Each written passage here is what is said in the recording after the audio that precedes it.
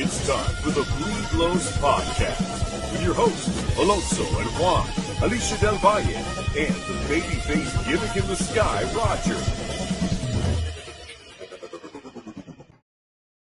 BetOnline continues to be your number one source for all your basketball wagering needs, including pro and college hoops throughout the year. With up-to-the-minute odds, stats, and trends, you can follow your favorite team's path to the playoffs with in-game live betting, contests, and all the best player props. Experience the world's best wagering platform anytime from your desktop or your mobile devices. Head to BetOnline today to become part of the team, and remember to use promo code BLEAV for your 50% welcome bonus on your first deposit. BetOnline, the game starts here. So how's it going, Cody? Doing well. How you doing, Roger? It seems like we got someone new to join the show this week. Yeah, we got another episode of the Blue Blows Podcast, and if you're watching, right, I suggest you watch this episode because if you might recognize the guys on our screen right now. This is Carlos Alfaro. If you remember, we did an episode out in the streets a couple weeks ago, and there was one person that we interviewed on the streets and just kind of just blew us away with his knowledge and just everything he knew. I guess it was his tryout for the show. He was so good, we invited him to come on an episode. Carlos, how you doing, man? I'm good, Roger. How you doing? Cody, pleasure meeting you. So tell us a little bit about yourself, Carlos, like for, people that are joining in and maybe didn't get to watch that episode, just a little bit about your background and how long you've been a Dodger fan and stuff. So the interesting thing that I got into baseball, honestly, basically on my own, back in like 79, 80. My dad used to have tickets through his company, through like he used to work for lawyers and stuff. And so we used to go to Dodger Stadium, and I became a fan instantly. During that time, I discovered baseball cards, and it was probably like my biggest thing. It was just, I started collecting baseball cards. I had no idea it had any value back then. And so I didn't take care of them. So they're all like round edges, nothing sharp edges. They're all beat up, but I kept them. So after that, I became a big Dodger fan, followed them through the 80s. I was very emotional when they would lose and stuff like that. And, so now I'm a season ticket holder. My wife and I attend about 30 to 40 games a year, and just huge fans. And, even back when I was younger, I actually kept my own stats. I used to collect newspapers and stats of all the players. So I was really into baseball and all the numbers about the game, but definitely back then it was only like batting average, hits, RBIs, and just track that. Now it's like, the analytics are out of control, I like some of them. I'm not so big on them, but I think some of them are important. I still like batting averages. I think it's still important, but I know OPS is like the main thing now. So that's my background on baseball. I've been a Dodger fan since, like I said, 79, 80. So we're talking about over 43 plus years. Okay. Yeah, I don't know if you were like me. Like I used to I'd buy every time I'd go like to a liquor store market, I'd buy like a pack of baseball cards. And like back then, like the same thing as you, like I wanted them and I thought they were cool and maybe I'd trade for some, but I didn't like really know the value in them. So I'd get them and I'd stick them in a box, just like a cardboard box I had, and just, throw them in there and they'd probably get all jacked up. And these are all cards maybe around the same time, probably maybe early 80s. And then I have no idea what happened to those cards. And I'm sure there was probably a lot of good cards in there, but like I have no clue what happened to them. I remember though one time I was looking to kind of make money. I'm like, 10, probably a little less than 10. And like I'd get a stack of cards. I'd like wrap them up like in aluminum foil. And I was trying to find people to buy them off me, but that didn't work out. But here we are. Like I said, I wish I could find those cards because I know there's a lot of good stuff in there, but oh well. But I mean, we have you on today because we want to talk some baseball. Like there's been, Dodgers have been in camp now, going into the third week, right? They've been in 2 weeks, going to third week. And the biggest news that always keeps coming out is Shohei Ohtani, right? And today, the big news with Shohei Ohtani was he took live BP for the first time. And in Shohei fashion, he ends up hitting a home run in one of his sessions. And I got it here. I'll cue it up real quick, and then we kind of just go over it.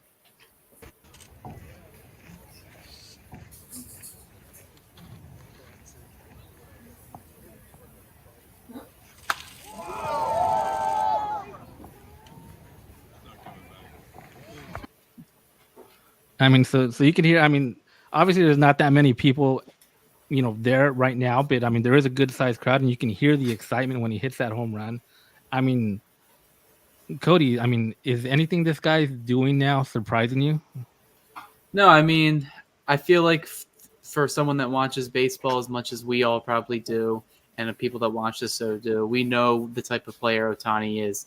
And I've said it, repeatedly throughout my time here, is that, if there's anyone that could come back from, multiple Tommy John surgeries that can also hit and pitch at an elite level still, it's this guy right here. He's just what you would describe as a freak athlete.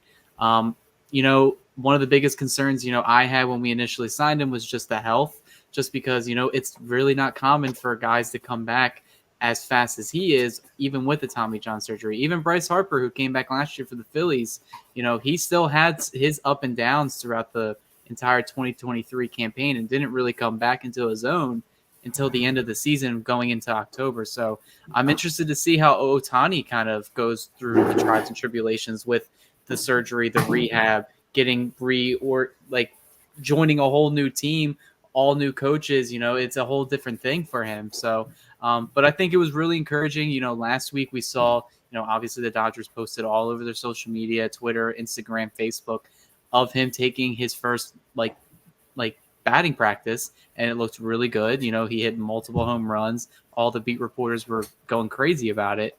And then finally was I would say probably one of the last steps in his, check boxes that he had to take off for his rehab, and that's doing live ABs. We saw the first one that he had was against Ryan Brazier. He kind of just took 5 pitches, probably just trying to get a feel with his eyes, get a feel for the zone, get a feel for the speed, everything like that. Ended up striking out against Blake Treinen, which we could probably get into later in this episode as well. Treinen looked pretty good, but he struck out against Treinen there, and then we saw the home run in the video that Roger just put up there off JP Fireeisen. So it kind of looked effortless. It kind of looked like he just barreled it up. It looked like a batting practice swing, but it was a live at bat, and he hit it right over the fence. So I think it's all encouraging to see from him. They still, in the article I posted today on Dodgers Beat, they really don't know if he's going to play any spring games this year. Dave Roberts did say it would be delayed, but I've been kind of theorizing here the past couple of weeks that I don't believe he's going to get any action. But it's going to be interesting to see, because if he keeps going extremely fast in his rehab, we could see him in, a couple games before that series opener in Korea. And we'll get into that, his timeline. But Carlos, I wanted to ask you, so I mean, what have been your impressions, of that home run today and how he's been doing the last couple weeks since he reported at camp? What have you been thinking of what you're seeing from Shohei? So what I've been thinking is I actually had a talk with my son this morning about how, us Dodger fans, even though the National League and American League have integrated now, we're primarily a National League team. So unless you go out of your way to watch the Angels, you know who he is, Shohei, but you haven't really seen him daily, And now that he's a Dodger, big, and we're all Dodger fans, we're watching him daily, and now we're seeing the magnitude of his skills. I mean, it's impressive. Like Cody noted, I think his first batting practice, he hit 10 home runs. They were I don't know if they're consecutive, but they sure looked like they were consecutive at bats. Today's shot against Fireeisen, it was epic. It was a great shot. I heard it was right center, and even the pitcher Fireeisen said, "Oh, it was exciting to see this home run go out." So we're just seeing what he can do, and I can only imagine how exciting it's going to be to see a home run like that at Dodger Stadium, going out to the 314, 312 section, and people are just dying to catch that ball. That's what gets me excited. I'm I can't wait. So I'm actually trying to get more tickets for the outfield, trying to, see if I get lucky and catch a ball, but it's going to be exciting for that person who catches that first home run, that Ohtani home run at Dodger Stadium, and just impressed so far with his ability, and what he can do. From what I've heard is that, he won't be in the opener I believe it's next Thursday. He won't be in the opener for the spring opener. He'll play they're saying that he'll play some games, but he'll be ready for Korea. Yeah, and you're making a good point as far as like, yeah, we've all known what Shohei Ohtani could do. You know, we'd see him when he played the Dodgers. You know, we might catch him on some other games, right?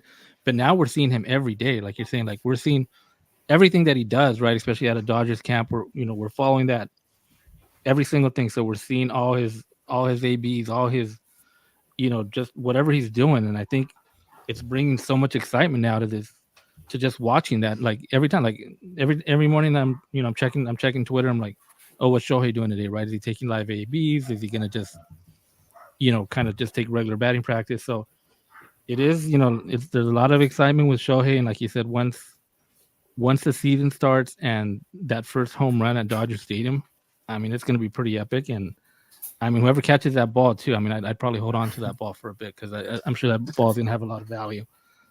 But getting into kind of his timeline, we did hear from Doc Roberts this week regarding where he thinks, if he's going to go and get into the Cactus League games. And like you mentioned, Cody, you did write something on Dodgers Beat, kind of give us more detail of what Doc said about his timeline. Yeah, I think it's ever since the Dodgers signed Ohtani, the next question that was on a lot of Dodger fans' mind is, what is his timetable? He did get a surgery. He ended his season with an oblique injury, which is one of those injuries that's a really tricky, especially it's something that could potentially linger. So you want to make sure he checks off all the boxes. You want to make sure that this guy is healthy. The Dodgers made a huge investment for a reason. They're not going to want, like damaged goods, or they want him at his best potential, and they want him at his most healthiest. So yeah, I mean, Dave Roberts pretty much assured the media today that he is a lot further along than what they anticipated. He assured that Ohtani probably thought he himself was going to be at this point in his progression. I think the one thing I'm kind of taking away from a lot of these, media segments between Roberts and Ohtani and his camp is that there's a lot of communication between Ohtani and the Dodgers coaching staff and then their medical staff, trying to get a feel for things, because there was some miscommunication between Ohtani taking live at bats throughout the weekend. They ended up just not doing it, just regular batting practice. So I think it's a mix of Ohtani taking things slow, the Dodgers taking things slow. They're going to take their time with Ohtani. And then seeing him take live at bats today that's an encouraging sign, because they are starting games this week. I believe on Thursday. We talked before the show started. They will be starting. It'll TV. Padres Dodgers. That'll be the first spring game this upcoming Thursday. So the season's coming a lot faster than we may think. And having Ohtani be as healthy as he can be for opening day is all that matters. So. There is a possibility that he does get some Cactus League games in the second half of the spring training, especially leading up to that series, which I imagine is, if he is going to play, would be probably maybe a week or a week and a half before that series begins. So, but it looks like he's healthy. It looks like everything's going according to plan in terms of him as the batter. I think we're going to see a lot more questions later on this season about how he's progressing with his, his arm and his elbow, because you really haven't seen anything newsworthy about anything about that coming out of Dodgers camp, Ohtani's camp. It's been pretty under the wraps right now. And I was mentioning, pretty much everything Ohtani's doing, right? It's just exciting. Like Dodgers camp right now is just exciting all around, right? We even had Yamamoto had his first live BP as well a couple days ago as well. We've seen guys like Blake Treinen on live BPs. We've seen guys like Brazier was throwing today as well. And all these guys are looking good. I mean, they're all looking, pretty good. They're seems they're at their point where they should be so far into spring. Have you had a chance to kind of, did you see the reaction the other day, Carlos, to Yamamoto's bullpen session as well, or? Yeah, no, I did. I saw that after he, completed his live BP throwing session. Mookie Betts, I think it was Muncy and Freddie were out there, giving him high five, giving him a hug and stuff. So yeah, he looked good. I like that that one video with the sequence where they're showing his fastball, and it just looks like it's got pop. And you can see it explode at the last second. It's got pop. His curveball looks great. He's got nice curveball. So yeah, no, it's exciting. I think, when you mentioned the other pitchers, I think having Yamamoto, having Ohtani, it's like they're elevating these guys. Not that they weren't ready already, but I think it's just giving an extra boost to hey, I'm going to work harder. I don't want to be the guy at the bottom, I guess, just these guys look good. These guys look sharp. I mean, I love when they're showing the bullpen sessions of all these guys and you can just hear the pop in the glove.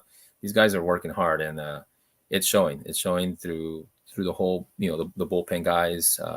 I heard somewhere today that it looks like, I think it's Hudson.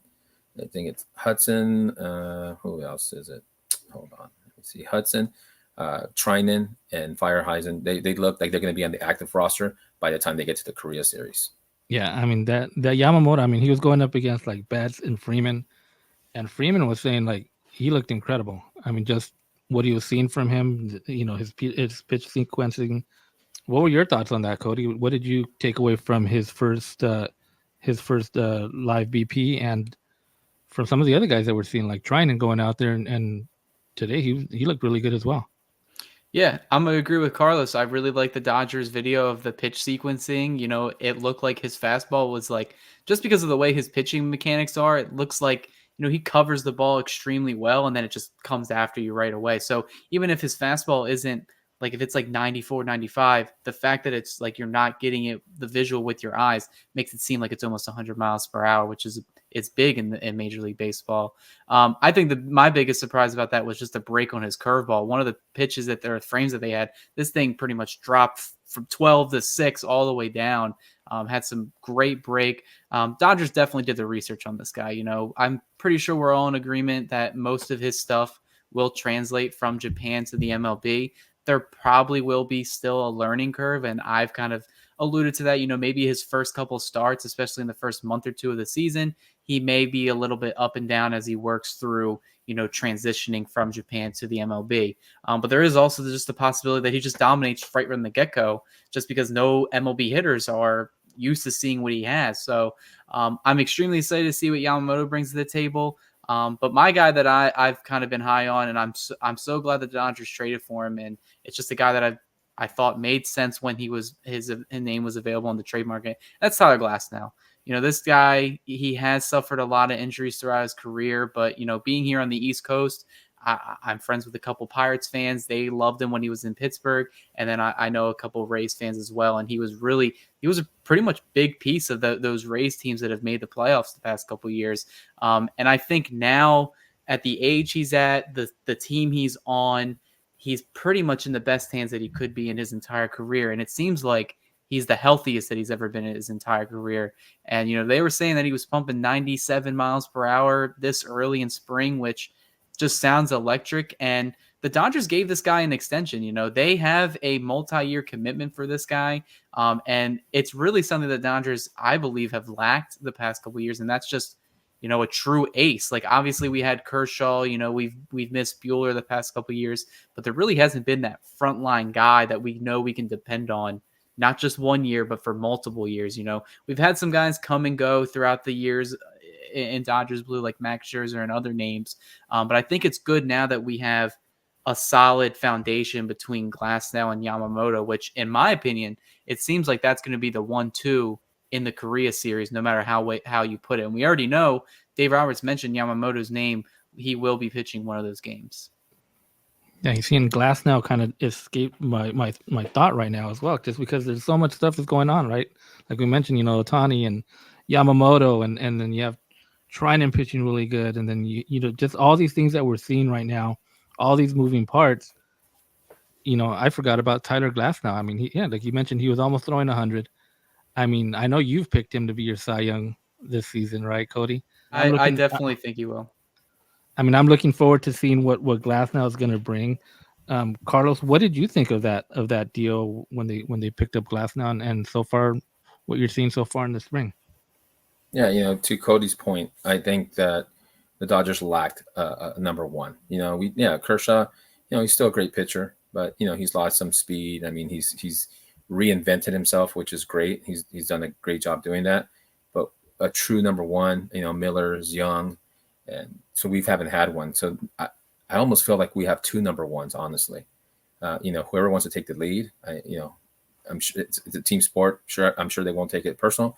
But if Yamamoto starts in Korea, Glasnow will probably start at Dodger Stadium opening game. So it's great. I think it's 2 number ones as opposed to 1 and 2. I'm also even excited about Paxton. I saw some of his highlights from 2023, and he tops at 96, 97.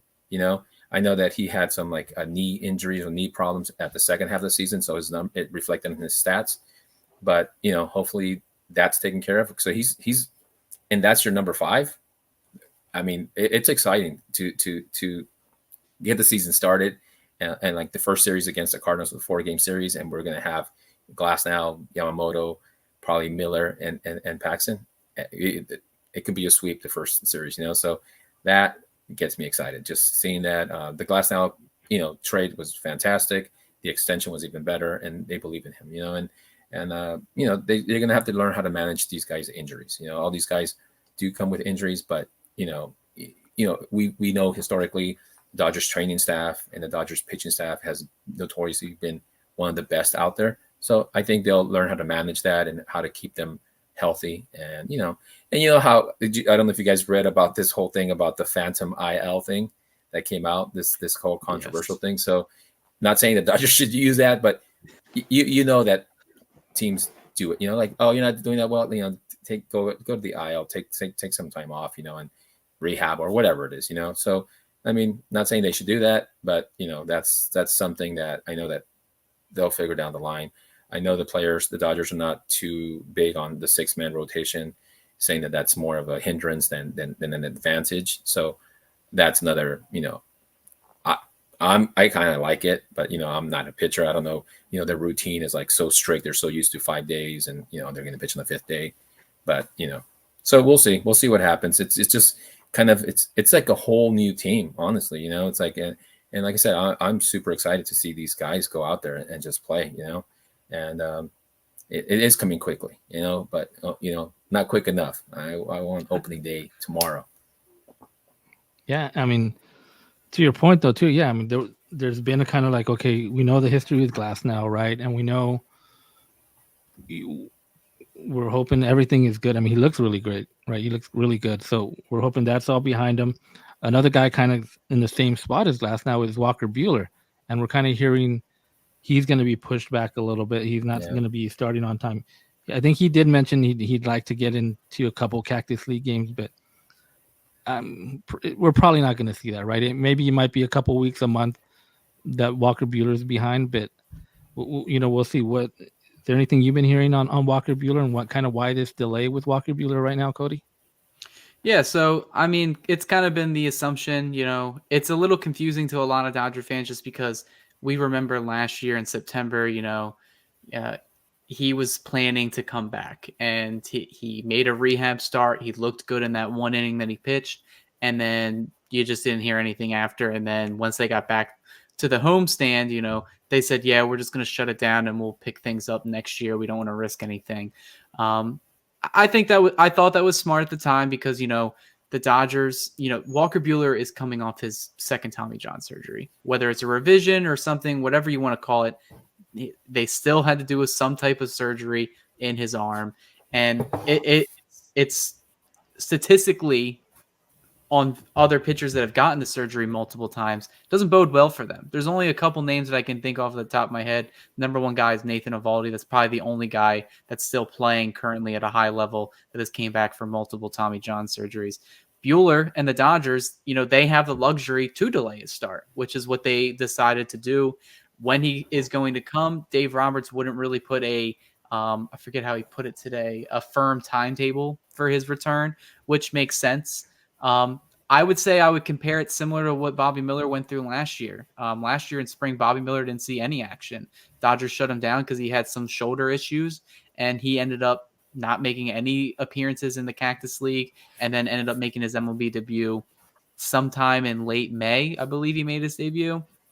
And then he still pretty much pitched 100 and I believe 20 innings last year on his way to being pretty much the Dodgers, in my mind, the number one pitcher on the rotation last year after Kershaw, kind of the second half went downhill just due to his health. I imagine Buehler will probably come back around that same time because I think he's healthy. I think everything we've seen in the videos and from himself speaking to the media or on whatever podcast he's on, it sounds like he's ready.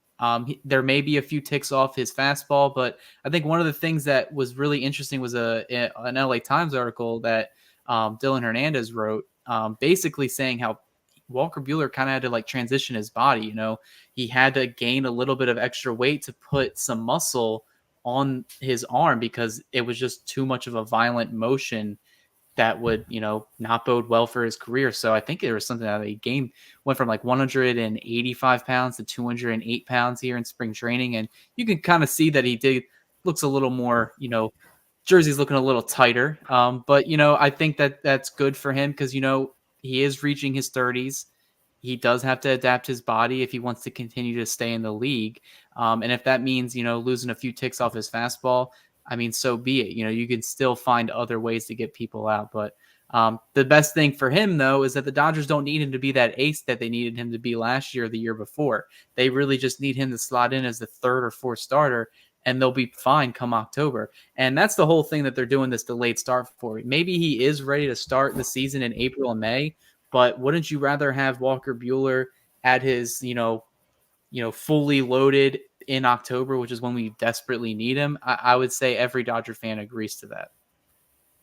Yeah, I mean, so Carlos, you're mentioning, you know, your aces, your 1-2, right, with Yamamoto and Glasnow.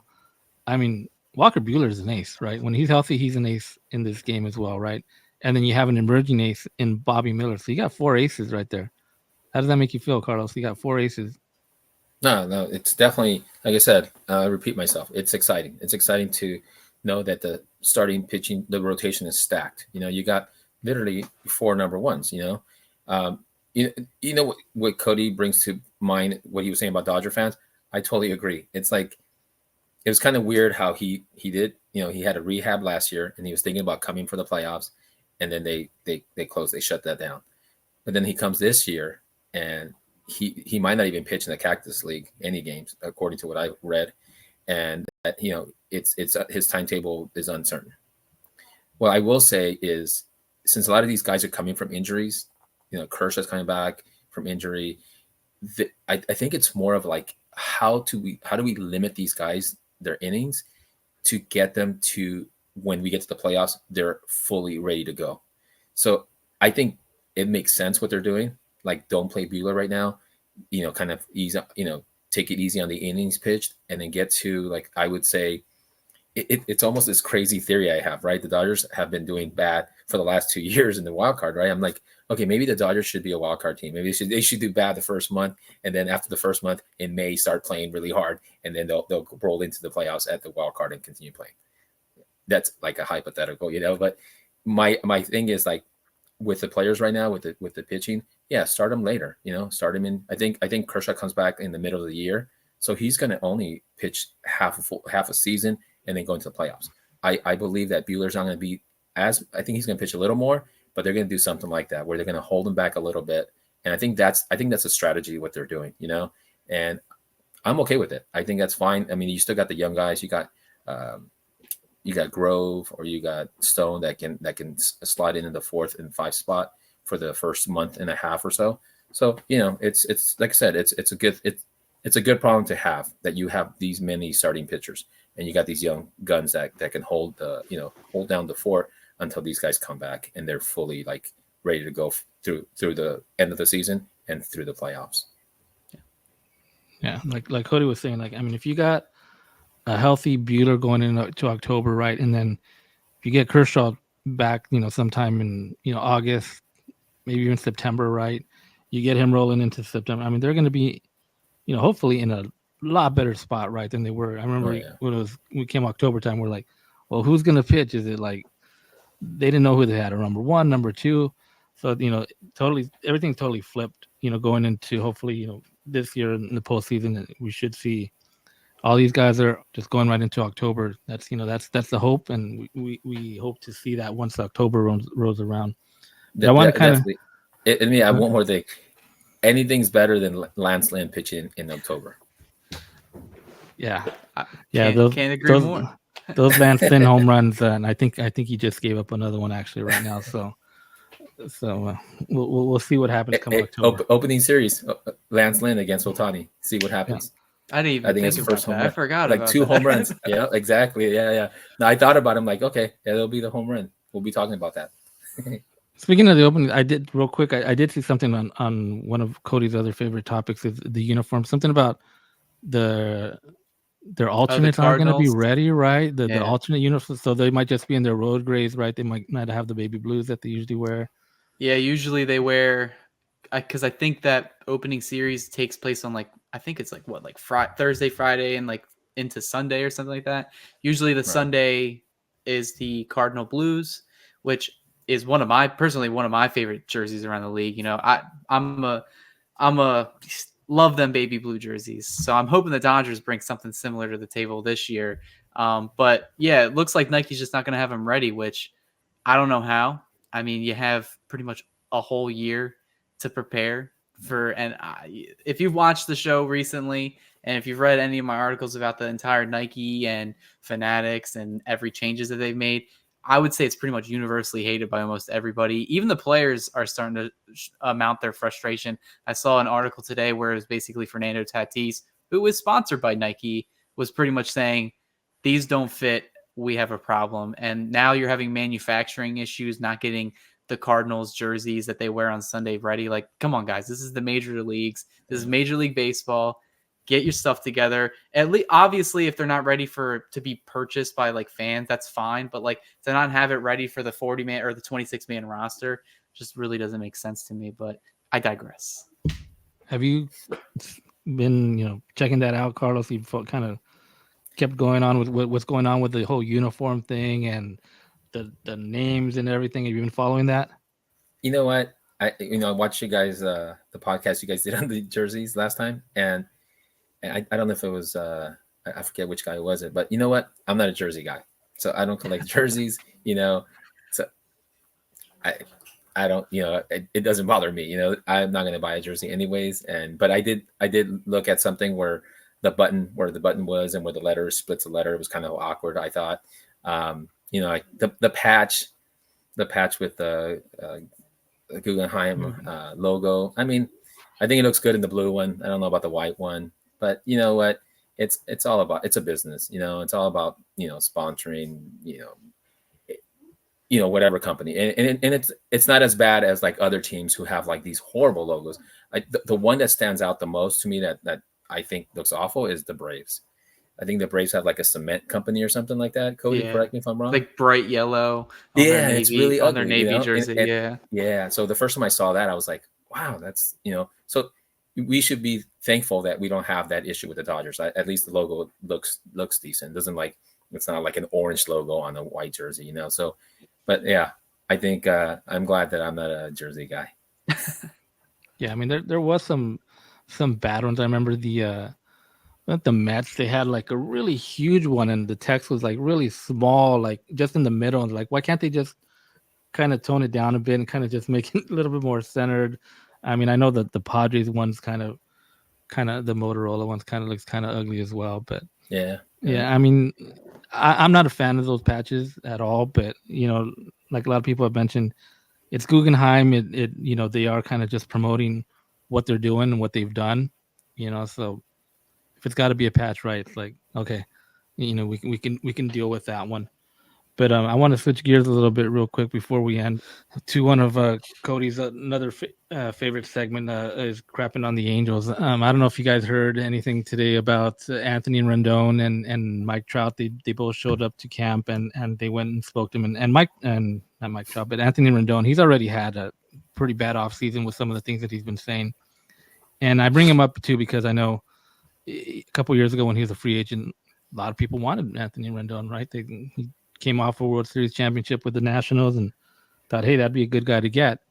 But it's been horrible for him since he's been with the Angels, just injuries and dealing with media and fighting with fans. And now it comes out that he pretty much doesn't want to play. I mean, he kind of said it before, like he wanted the season shortened. And now even today, he kind of doubled down, kind of saying, baseball's not really a priority to him.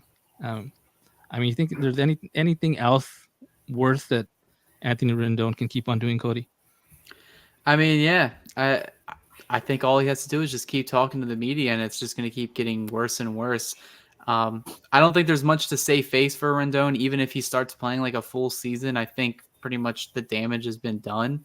But by all indications, it doesn't look like anything's really going to change for the Angels regarding this contract, which this is one of the times that I really do feel bad for the Angels because, you put out a lot of money for a guy.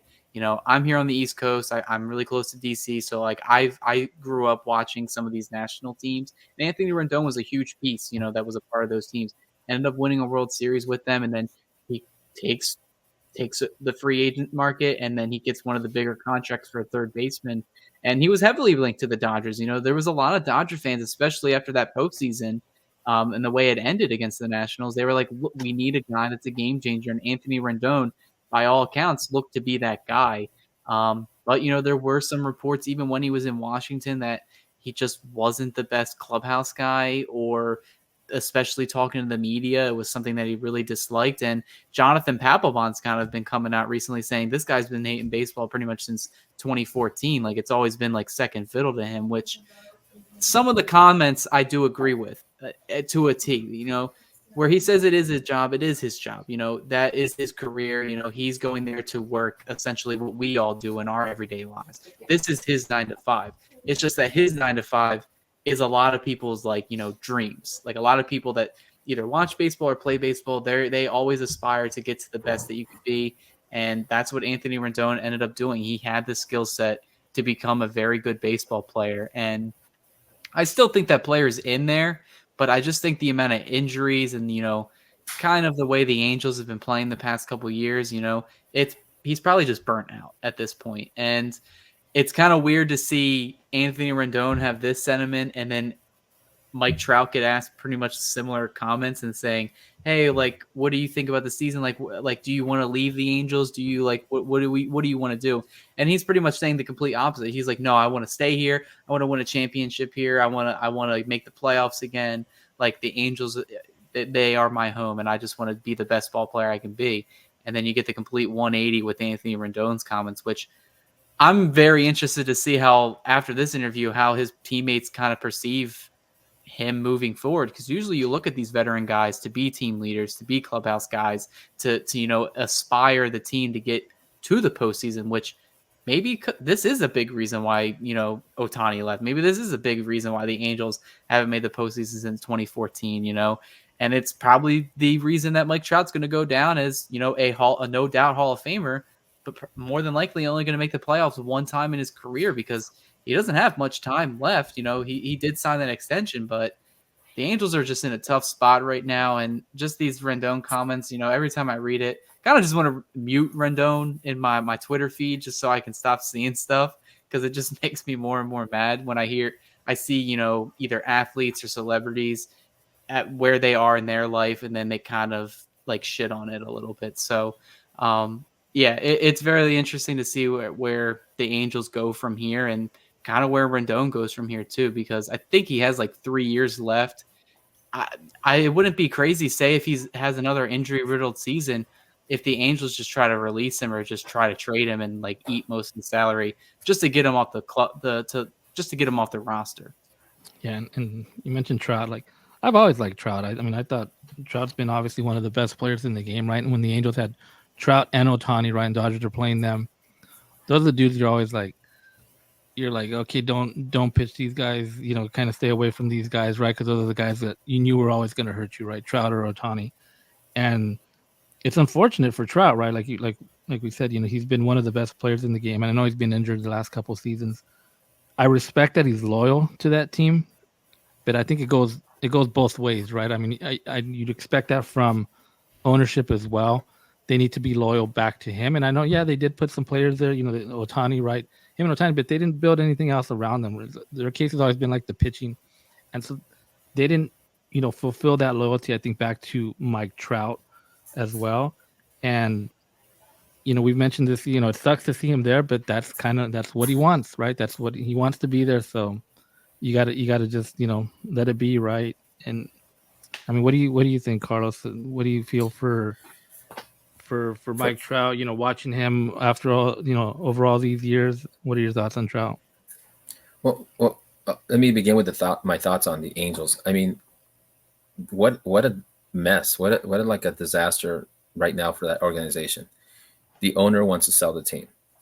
The best move they made all off season was the manager. I like Ron Washington. I think he's a great manager, great coach.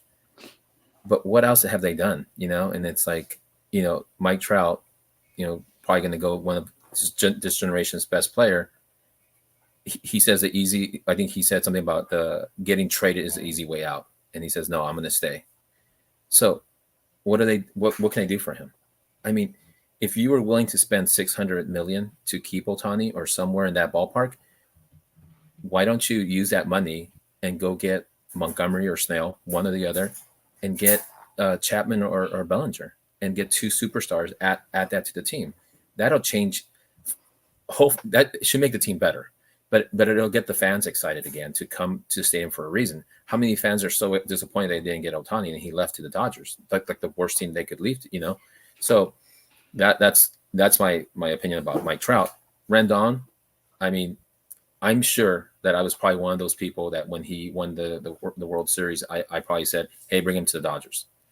I think he would have had a different future here, but what's happened with the Angels and him and all his interaction with fans and his negative comments, I mean, he's turned out to be like a horrible nightmare, like one of the worst signings, which is historically happens to the Angels a lot, which is it's unfortunate. But I won't bash him for saying that his family is his priority and stuff like that. I get that, but it is a job. If you don't want to do it, then opt out of your contract. Stop taking all this money. I mean, you're 9 to it's more than 9 to 5. You got the whole season where you play, but then you also have the off season where you don't work a regular job like the regular person. So I don't. I have no. Unfortunately, I don't have any compassion for Rendon. I think he's just become like a cancer on the team, and I think the best thing is teams have done it. Cut him and take your losses. Screw it.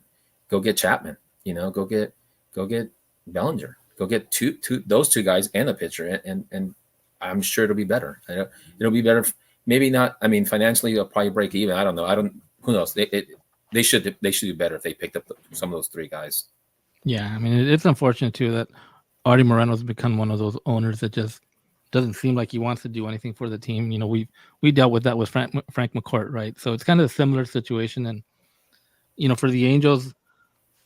I think for their situation to get better is, Artie Moreno's got to sell the team, and it doesn't look like he wants to do that. So it sucks. I have some family and friends that are Angel fans and loyal, diehard Angel fans, but it sucks, that they got to see this product for them, right? And even like I said, even when they had, Shohei and Trout. So yeah. Unfortunate, and we always talk about something that's good for the game of baseball. I mean, Mike Trout in the playoffs, same thing, right? You want to see Ohtani in the playoffs? You want to see Mike Trout in the playoffs and see what he can do on that big stage, right? When he was in WBC, that for him was the playoffs, right? That was he said, "This is great. I love this. And I want more of this." And he wants the playoffs, right? So, we'll see what happens there. And a couple of little notes before we sign off. Now former Dodger David Peralta reportedly signing with the with the Cubs. I don't know if that changes anything as far as for Bellinger, right? I don't think so, right, Cody? I think they're still interested in... It really just depends, because if Bellinger really wanted to be a Cub and the Cubs really wanted Bellinger, I think they would have made it work. It seems like everything they went through last year, it seems like Bellinger found... I always thought Bellinger, just especially how his last 2 years ended here, that he just needed to change his scenery. And he ended up, being really good for the Cubs down the stretch. He was probably their best player last year. And, he played himself into what he believed was a big payday. And a lot of teams around the league just don't agree about that just because of how, futile, his career has been. It's been up and down, and we've seen it as Dodger fans ourselves. So I really, honestly, you're asking me about like, where do I think he's going to go, especially with these last 4 big free agents. Honestly, I really don't know where Bellinger is going to go. I don't know where Snell is going to go. I don't know where Jordan Montgomery is going to go. And Bellinger and Snell are like the 2 biggest ones. So I honestly, you might as well just flip like a coin, and then wherever he goes, that's where he's going. He could go to Japan for all I know. I really don't know. You have any thoughts on where we might see Bellinger, Carlos? I heard that there were discussions with Cubs, no negotiations. I like to see him go with the Angels. I like him with the Angels. I heard Snell's in talks with the Yankees again the second go around. So we'll see if they sign him. I think, Snell's a Dodger killer. If he goes to the East Coast, fantastic. Let them deal with him. I don't want him with the Giants. It would, even though Giants don't have probably a good offensive team, but if they took a Snell with their rotation right now, they'd be a tough team every time they face the Dodgers. That they would line up their guys just to play the Dodgers in the 3-game series every time, their top guys. So, hopefully he goes to the East Coast. Hopefully Bellinger goes to the Angels. I think Chapman, who knows, man? It's crazy. It's crazy these guys are still out there, and they have all the same. They're all under Scott Boras, right? And this is, I guess, his strategy supposedly. It's crazy, but the game continues whether they sign or not. The game's still great, and the Dodgers have made it. Like, this season is about the Dodgers. It's about where they go travel. It's going to be packed, and it's going to be like, let's beat LA chant everywhere. So it's going to be, the Dodgers have made baseball this year, and then they've made it exciting for the entire league. Yeah, so those Cubs, they got Michael Busch now, they got David Peralta, Yancey. So they're getting a lot of these former Dodgers, and they've had Bellinger. If they bring back Bellinger, they're going to start looking a little bit like the Red Sox of the last couple of years, right, where they had a whole bunch of Dodgers on their squad. So we'll see. Still a couple more weeks before the season actually gets going, and see where some of these top free agents end up. Like you said, it is odd, coming in middle of February now, and a lot of these guys still aren't on a team. So that's not good for baseball, right? So we can agree that's not good for baseball. So hopefully they get picked up soon and report to camp. But yeah, that's going to do it for this episode. Anything guys think we missed? Any last words?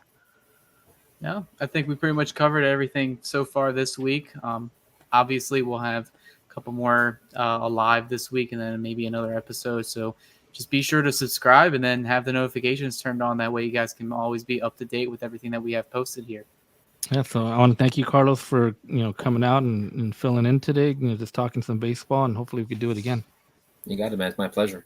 All right, thanks, guys. We'll catch you on the next one.